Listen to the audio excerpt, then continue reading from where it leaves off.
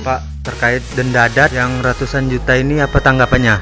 Ini adalah ketetapan hukum yang ngawur. Insiden mengejutkan yang terjadi di Desa Sungai Ruan, Kecamatan Marosebo Ulu, Kabupaten Batanghari, Jambi. Pasalnya, Solihin warga RT 08 Desa Sungai Ruan dituntut 18 suku emas dan 1 ekor kerbau. Jumlah tuntutan tersebut mencapai ratusan juta rupiah.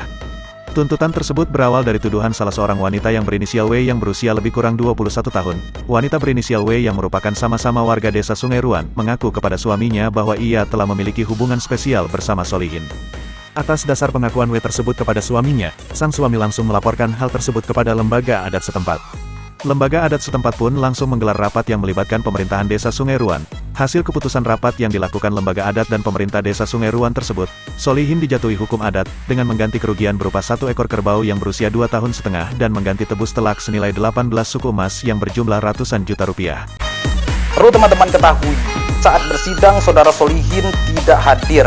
Karena saudara Solihin ada kegiatan ke Jambi, yaitu menemui kami di kantor DPP LSM Berantas untuk bertanya dan konsultasi terkait perkara yang sedang dihadapi. Amri Kusuma selaku Sekjen DPP LSM Berantas bersama senior rekannya menyampaikan dan menerangkan kronologi dari kejadian yang dialami Solihin. Berawal dari salah satu istri warga Sungai Ruan tersebut mengakui bahwa beliau telah melakukan perselingkuhan bersama saudara Solihin. Berdasarkan pengakuan daripada istrinya tersebut, maka suaminya langsung melaporkan hal tersebut kepada lembaga adat yang berada di Desa Sungai Ruan. Kalau lembaga adat Sungai Ruan menetapkan hukum adat atau denda tersebut hanya berpacu kepada pengakuan, maka menurut kami dari DPP LSM Berantas ini adalah ketetapan hukum yang ngawur. Kenapa ngawur? Dari mana lembaga adat tersebut bisa membenarkan aduan dari wanita yang mengakui bahwa dia telah berselingkuh dengan saudara Solihin? Apa dasarnya sehingga lembaga adat mempercayai aduan tersebut benar terjadi? Tidak ada barang bukti. Beliau diadukan masalah perselingkuhan tersebut hanya berdasarkan pengakuan. Kalau seperti itu bisa saja saya mencari uang dengan enak. Saya katakan kepada lembaga adat bahwa istri saya telah berselingkuh dengan warga Sungai Ruan dan saya menuntut yang sebesar-besarnya. Amri Kusuma juga menyayangkan lembaga adat Sungai Ruan yang kurang profesional dalam menangani perkara adat yang dialami Solihin. Menurut Amri Kusuma, lembaga adat Sungai Ruan tidak dapat menghukum warganya berdasarkan pernyataan atau tuduhan semata yang tidak dapat dibuktikan kebenaran dari kejadian tersebut. Dikatakan Amri Kusuma, jika lembaga adat Sungai Ruan dapat menghukum warganya hanya berdasarkan pernyataan dan tuduhan yang tidak dapat dibuktikan secara ketetapan hukum. Dapat dikategorikan bahwa lembaga adat Sungai Ruan tersebut diduga telah melakukan kolaborasi dan konspirasi mufakat jahat secara bersama-sama untuk melakukan tindakan yang diduga kuat melanggar pasal 368 ayat 2 Jo pasal 365 ayat 3 KUHP. Tuntutan yang dijatuhi kepada Solihin tersebut wajib dibayar selambat-lambatnya 14 hari terhitung setelah diputuskannya rapat adat yang dilakukan pada tanggal 28 November 2023. Jika Solihin tidak membayar hasil putusan rapat tersebut, maka Solihin akan dilaporkan ke kepolisian untuk menakut-nakuti Solihin. Sejatinya perkara tersebut tidak dapat dilaporkan ke kepolisian karena tidak cukupnya barang bukti dalam perkara yang dituduhkan kepada saudara Solihin.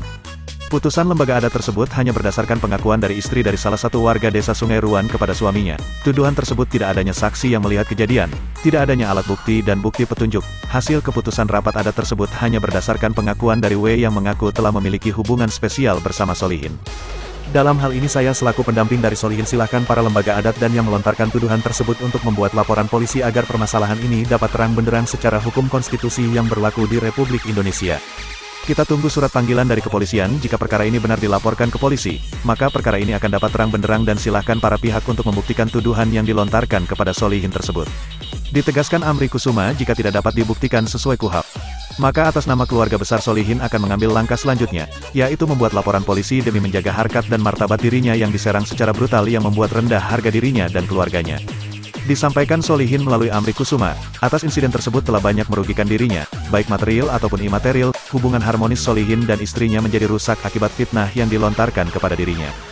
Tekanan batin kian hari terus membuat Solihin hilang percaya diri, membuat Solihin malu bertemu warga sekitar yang diakibatkan fitnah tersebut telah tersebar luas di kalangan warga. Belum lagi tekanan dari pihak lembaga adat agar segera membayar tuntutan yang diputuskan melalui rapat sepihak.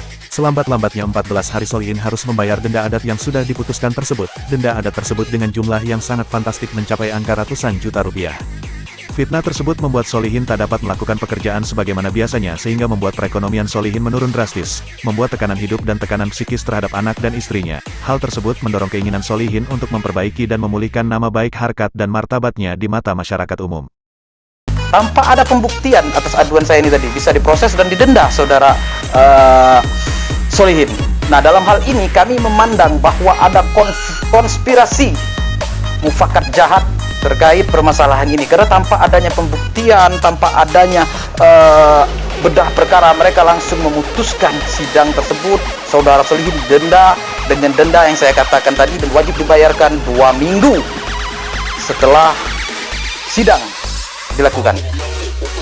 Kalau seperti ini, maka kita juga akan membuat langkah-langkah hukum, yaitu akan melaporkan pihak-pihak yang telah memberikan sebuah tuntutan emas 18 suku tersebut beserta kerbaunya ke aparat kepolisian, karena kami memandang hal ini telah melanggar pasal 368 dan 365.